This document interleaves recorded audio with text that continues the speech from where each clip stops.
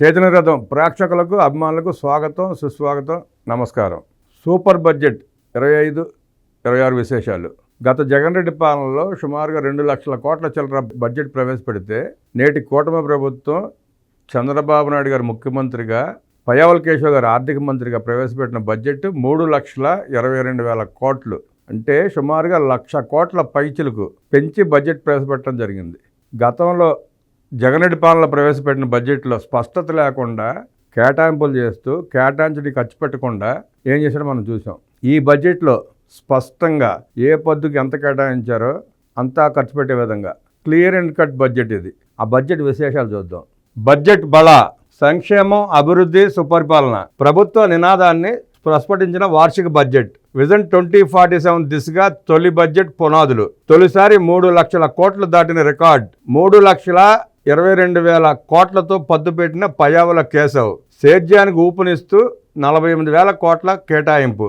ఇది రైతుకు అండగా నిలబడటం అంటే, రైతుకు దన్నుగా నిలబడటం, రైతును ప్రోత్సహించడం అంటే ఇది. ఊరిని రైతు భరోసా కేంద్రాలు పెట్టాం, ఎత్తిపోయినాయి, ఈ కబుర్లు కాకమ్మ కబుర్లు చెప్పకుండా స్పష్టంగా బడ్జెట్లో 48,000 కోట్లు కేటాయించి రైతాంగానికి అండగా ఉంటామని స్పష్టంగా చెప్పింది ఈ బడ్జెట్. రెవెన్యూ లోటు 33,185 కోట్లు. ద్రవ్య లోటు 79,926 కోట్లుగా అంచనా. తల్లికి వందనం పథకానికి 9,407 కోట్లు కేటాయింపు. తల్లికి వందనం పథకం కింద ఇంట్లో ఎంతమంది చదువుకునే బిడ్డలుంటే అంతమందికి 15,000 చొప్పున ఇచ్చేలాగా ప్రణాళికాబద్ధంగా తేటతలంగా క్లారిటీగా ఇచ్చారు. ఇక్కడ ఆ పద్ధతిలో కేటాయింపు స్పష్టంగా జరిగింది. గత జగన్ రెడ్డి పాలనలో 15,000 అన్నాడు. ఎలక్షన్ సమయంలోనూ కొట్టి మరీ చెప్పారు, ఇంట్లో ఎంతమంది బిడ్డలుంటే అంతమందికి ఇస్తామని చెప్పి. ఇచ్చేటప్పటికేమో ఒక బిడ్డకే ఇచ్చారు. ఆ బిడ్డకు కూడా 15,000లో 2,000 రూపాయలు బాత్రూమ్ క్లీనింగ్ ఛార్జెస్ అని చెప్పి వసూలు చేసుకుని 13,000 ఇచ్చారు. ఆ 13,000 కూడా పూర్తిగా 5 సంవత్సరాలు ఇచ్చారంట. అది ఇవ్వాల. కరోనా అంటూ ఎగ్గొట్టారు. ఆ వంక ఈ వంక ఎగ్గొట్టినవి ఉన్నాయి. 4 సార్లు 3 సార్లు ఇచ్చినట్టున్నారు. నాకు గుర్తున్నంత వరకు అంతే. మీకు ఏమైనా గుర్తుండి కరెక్ట్గా తెలిస్తే కామెంట్ చేయండి, మేము కూడా తెలుసుకునే ప్రయత్నం చేస్తాం. బీసీ సంక్షేమానికి 47,456 కోట్లు గతంలో ఎన్నడూ లేదు. బీసీ సంక్షేమానికి ప్రత్యేకంగా 47,456 కోట్లు కేటాయింపు చేశారు. పాఠశాల విద్యాశాఖకి 31,805 కోట్లు. అన్నదాత సుఖీభావుకు 6,300 కోట్లు కేటాయింపు.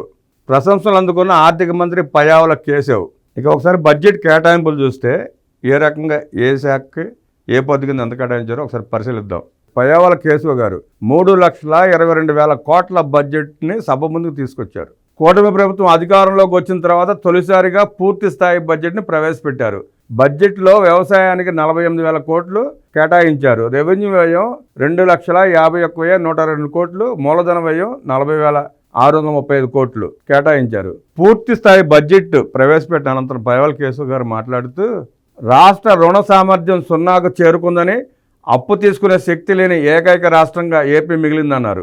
అయినప్పటికీ సీఎం చంద్రబాబు స్ఫూర్తితో బడ్జెట్ రూపొందించినట్టు చెప్పారు. 2014-2019 మధ్య రాష్ట్రం 2 అంకెల వృద్ధి సాధించిందన్నారు.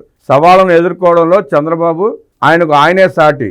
అమరావతి పనులు పెద్ద ఎత్తున చేపడతామని స్పష్టం చేశారు. మహారాష్ట్రకు ముంబై, తెలంగాణకు హైదరాబాద్ ఎంత ముఖ్యమో మనకు అమరావతి అంతే ముఖ్యమన్నారు. ప్రధాని మోదీ సహకారంతో ముంబై, హైదరాబాద్ నగరాలకు సరితూగేలా అమరావతిని అభివృద్ధి చేస్తామని పయ్యావుల వెల్లడించారు. సంక్షేమానికి ఈసారి పెద్దపీట వేసిన ఏపీ ప్రభుత్వం గతంతో పోలిస్తే భారీగా కేటాయింపులు పెంచింది. దీంతో ఈసారి బడ్జెట్ 3 లక్షల కోట్లు దాటింది.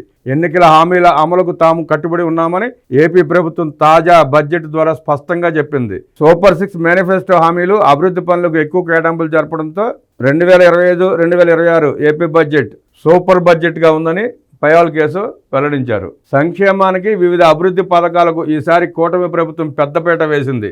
గతేడాది 2.94 లక్షల కోట్లతో వార్షిక బడ్జెట్ ప్రవేశపెట్టగా ఈసారి 3,22,359 కోట్లకు చేరింది. వ్యవసాయ రంగానికి భారీగా కేటాయింపులు పెరిగాయి. అన్నదాతల కోసం కూటమి ప్రభుత్వం ఈసారి 48,340 కోట్లను కేటాయించింది. గతేడాది 43,402 కోట్లు కాగా ఈసారి కేటాయింపులు భారీ స్థాయిలో పెరిగాయి. మూలధన అంచనా వ్యయం 40,635 కోట్లు. గతంలో ఇది 32.712 కోట్లుగా ఉంది. ఈసారి ద్రవ్య లోటు 79,926 కోట్లు ఉండొచ్చని అంచనా వేసింది. రాజధానిని పట్టా ఎక్కిస్తామని చెప్పిన ఆర్థిక మంత్రి పయ్యావుల కేశవ్ ఈ బడ్జెట్లో అమరావతి నిర్మాణానికి 6,000 కోట్లు కేటాయించారు. సంక్షేమానికి సంక్షేమానికి పెద్దపీట వేస్తూ పలు పథకాలకు కార్యక్రమాలకు భారీ కేటాయింపులు జరిపారు. ఈ బడ్జెట్లో ఏ పద్దుకి ఎంత కేటాయించారో పట్టిక రూపొందించారో ఆ పట్టిక ఒకసారి పరిశీలిద్దాం.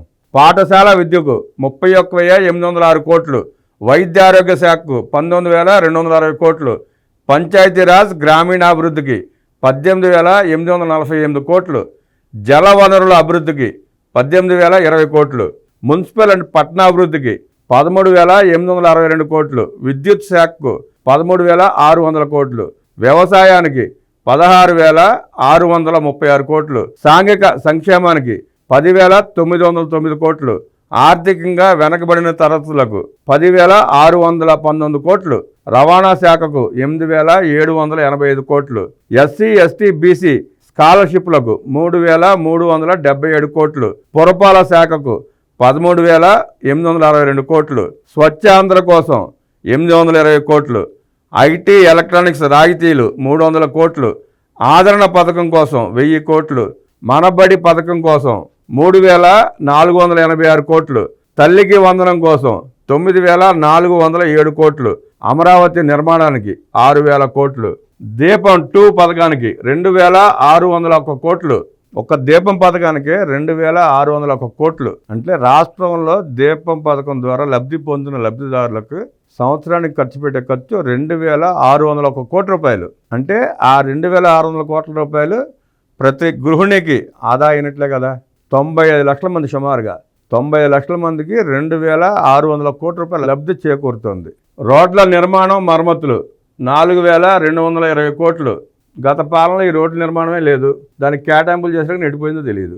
బాల సంజీవని పథకం కోసం 1,163 కోట్లు, పోర్ట్లు ఎయిర్పోర్ట్ల కోసం 605 కోట్లు, చేనేత నాయీ బ్రాహ్మణుల ఉచిత విద్యుత్కు 450 కోట్లు, ఆర్టీజీఎస్కు 101 కోట్లు, ఎన్టీఆర్ భరోసా పెన్షన్లకు 27,518 కోట్లు, అన్నదాత సుఖీభావకు 6,300 కోట్లు, పోలవరం నిర్మాణ పనులకు 6,705 కోట్లు, జల జీవన్ మిషన్కు 2,800 కోట్లు, వ్యవసాయ అనుబంధ రంగాలకు 13,487 కోట్లు, పౌర సరఫరాల శాఖకు 3,806 కోట్లు, బీసీల సంక్షేమానికి 47,456 కోట్లు, ఎస్సీల సంక్షేమానికి 20,281 కోట్లు, ఎస్టీల సంక్షేమానికి 8,159 కోట్లు, అల్పసంఖ్యాక వర్గాలకు 5,434 కోట్లు, మహిళా శిశు సంక్షేమం, వృద్ధులు, దివ్యాంగుల కోసం 4,332 కోట్లు, వైద్య ఆరోగ్యం కుటుంబ సంక్షేమానికి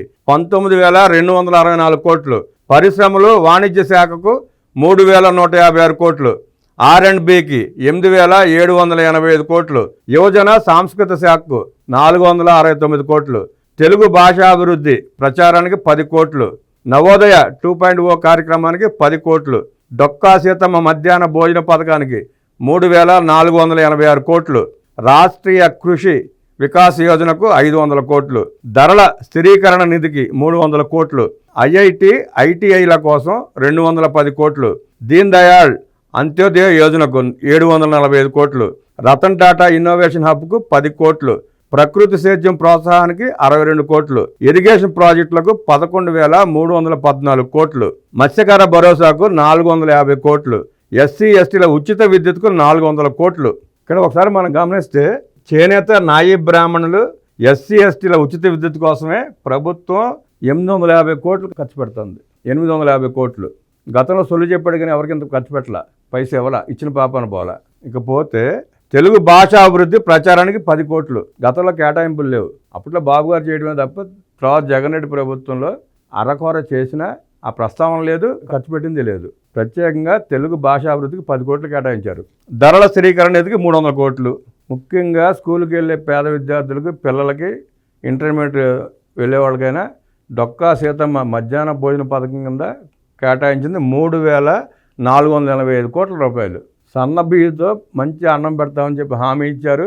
దాని తాలూకా ఇది. గత ప్రభుత్వంలో కూడా సన్న బియ్యం అంటూ సంచులు తయారు చేయించిన సన్నాసి ఎట్టిపారిపేట చూసాం మనం. సుమారుగా 700 కోట్లు 800 కోట్లు ఖర్చు పెట్టాడు సన్న బియ్యం సంచులని. అవి ఎత్తిపోయినాయి. ఆ సన్నాసి అటే పోయాడు.